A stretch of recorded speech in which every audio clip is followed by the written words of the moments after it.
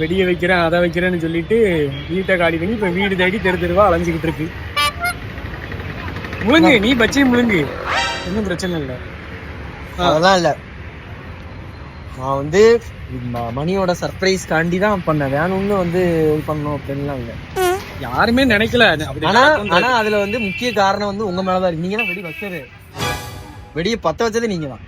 வெடிய பத்த வச்சது நான் தான். அப்புறம் என்ன ஐயா, இல்ல கத்தியை விட குத்துறவனுக்கு தான் இது புரியுதுங்களா?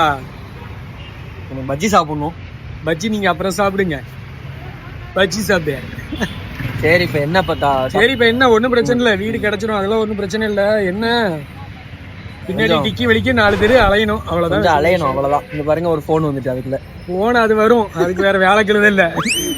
சரி இப்ப வந்து இன்னொரு வீட்டோட லொகேஷன் வந்துருச்சு, இப்ப இன்னொரு வீட்டை போய் பார்க்க போறோம். ஆல்ரெடி ஒரு வீடு போய் பார்த்தோம், அது செட் ஆகல.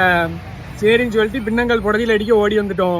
இப்ப பஜ்ஜி சாப்பிட்டுட்டு தெம்பா அடுத்த வீடு பார்க்க போறோம். ஆமா பாய். வீடு கிடைக்குமா என்னங்கிறதே தெரியல, கிடைக்கும்.